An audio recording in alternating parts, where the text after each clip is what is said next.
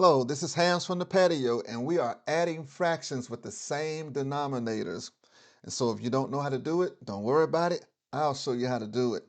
And so here, when we're adding fractions with the same denominators, this is a simple process. We just simply add the numerators and keep the denominators the same.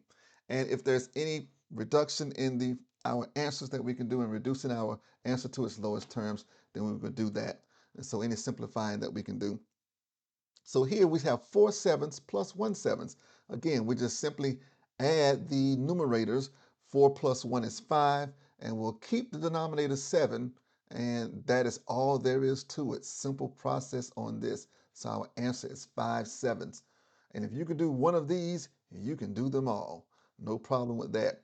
And so next question, we have 3/18 plus 5/18. And here again, since our denominators are the same, we'll keep that 18 and we'll just simply add the numerators. 3 plus 5 is 8. And so we end up with 8 over 18. Now we can simplify this fraction. And so I'm pretty sure if your teacher or instructor, whoever, may require you to simplify or reduce your answer to its lowest terms. And so we'll do that. I'll look to the numerator again, 8. Will 8 divide into 18? No. And so we'll look at the other factors of 8, which is 4. 4 doesn't divide into 18. And then we go down to 2. 2 divides into 18, so 2 would be our greatest common factor. 2 divides into 8 4 times, and 2 divides into 18 9 times. All right, and so our final answer there, reduced to its lowest terms, is 4/9. Let's look at our next example here, where we have 9/17 plus 7/17. Again, since the denominator is the same, we'll just simply keep our denominator, 17, and we'll add the numerator. The numerators, 9 plus 7 is 16, and we can't reduce that any further. So our final answer there is just 16 over 17. Okay, next we have 15 over 32 plus 5 over 32.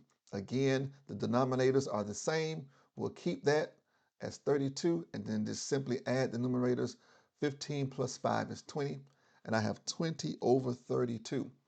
And since both of these are even, anytime you have even number in the numerator and the denominator, you can always reduce those at least by a factor of 2, and sometimes a greater factor. But in this case, the only factor that will divide into both the numerator and denominator here is 2.